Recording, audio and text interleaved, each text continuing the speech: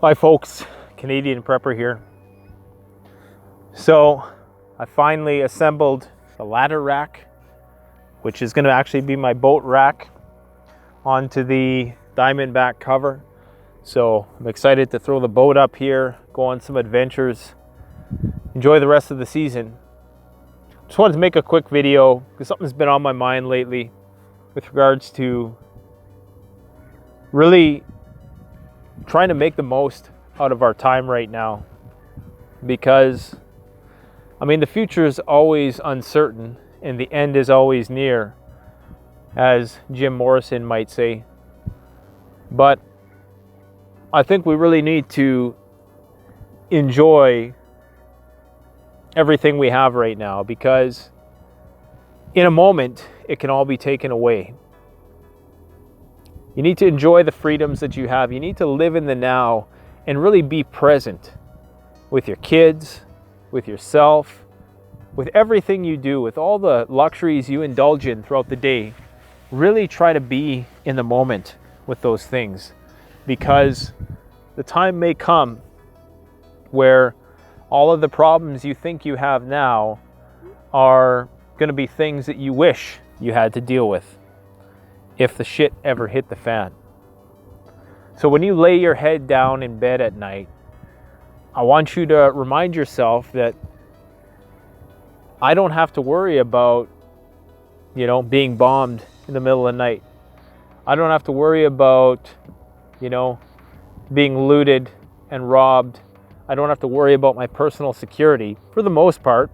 For most people watching this video in developed countries, you don't have to worry about the things that you surely would have to worry about if the crap hit the fan. And really embrace that.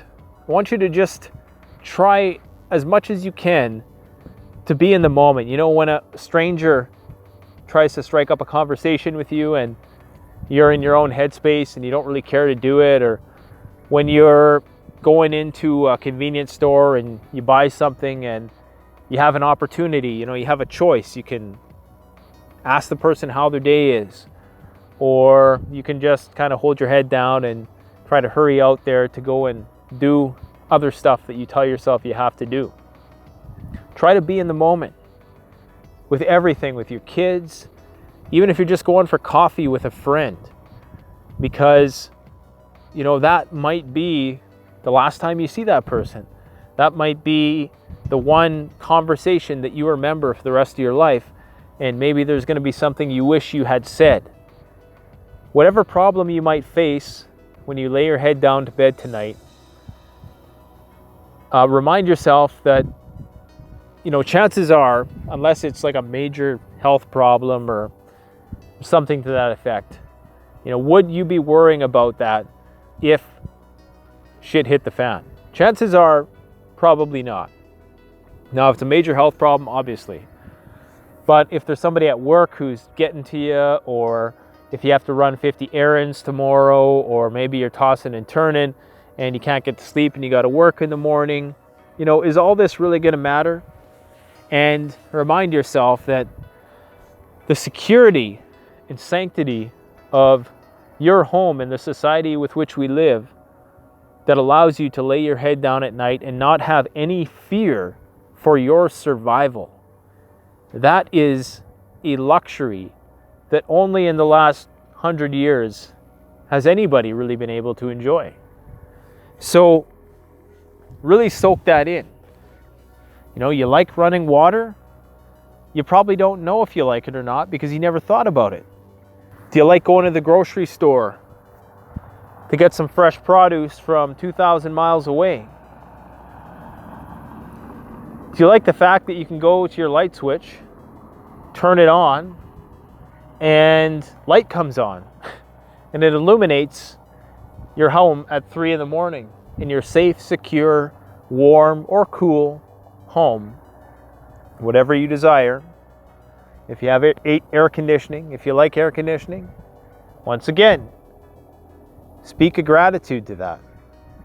Everything that we have right now, there may come a point in time where you miss it. And all I'm saying is that, we have a choice with how we live our days.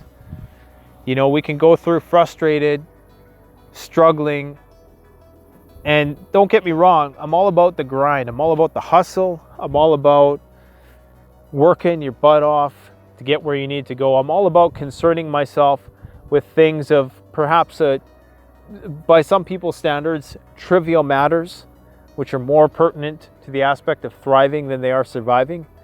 But just remember, don't get too caught up in that, because time is your most precious commodity, man. You know, the people that you love, you never get those moments back. If you have young kids, I'm starting to realize I'm not going to get those moments back. You know, so every time I spend with them is time where I try to be present. And very few people are present in the modern day. You know, you go and you see some of these videos where you got these street performers and they wow the crowds, and everybody's standing there with their cell phones, taking a recording of the event. Or if you go to a concert, everybody's got their cell phones in the air. Nobody's living in the moment. Everybody's too busy taking a picture of the moment to actually be in the moment.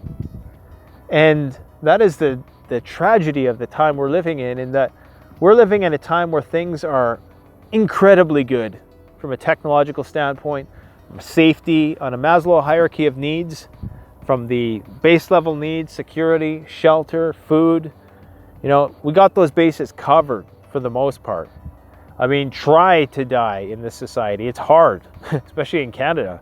I mean, they'll feed you, they'll put you in a hospital. Try to die. It's darn near impossible. I'm not saying try to die. I'm just, you know what I'm saying. I got to clarify that for YouTube because video will probably be demonetized now. But life is incredibly good. All your base needs are met, man. The problems you have are not really problems. They aren't. I know it seems that way, but they're only problems because you're trying to achieve a goal. They're not problems in the sense that you need to strain your mind too much over it. If most of the things in your life are good, if the ones you love are healthy, everything else is really secondary to that. So if some guy cuts you off and you have a nice warm home to go to, you know, you have a wife and kids, whatever you got at home, you know, that you love. If you have that there and you have this wonderful grid, there's actually, I'm shooting right now right next to a power station. I'll maybe get some footage of that before I leave. So it's kind of inspiring me to speak about this. Be mindful of that, because when the crap hits the fan, man, all of those moments, we ain't getting these moments back. If you're fortunate enough and you're watching this video and you can lay your head down to bed tonight in a nice climate-controlled environment where at any moment in time you can walk over to your fridge, grab a bite to eat, go get some running water. Even if you don't have food, you probably have running water. You can go take a bath at your leisure. You can walk around in your shorts, carefree, not worried about all of the horrors that could be unleashed on the world in times of great desperation. Then please, just speak a gratitude to that and enjoy and embrace that moment, because it is not God-given. None of this is God-given. This could change at any moment. This is rare. 7.5 billion people wired into the grid is a very rare occurrence on this planet. And you really need to keep that in mind, that things have never been like this before. People just presume it's going to keep going. They presume resilience. You know, maybe they're right, but if they're wrong, then they're really wrong. And right now, it's hard to say what's going to happen. So anyways, that's what I got for you today, guys.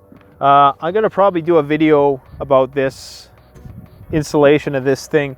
It was a tough installation. If you're thinking about getting a Diamondback HD cover and you want to know about the accessories and stuff, I got several videos on this bad boy right here. And if you want one of these, I'll post a link down in the description. So far, I'm pretty satisfied with it, but it was a lot of drilling. It was a lot of hacksawing and stuff like that to make it all work. But I think in the end, it's going to be worth it. And was it a problem? Absolutely not. Thanks for watching. Canadian Prepper out.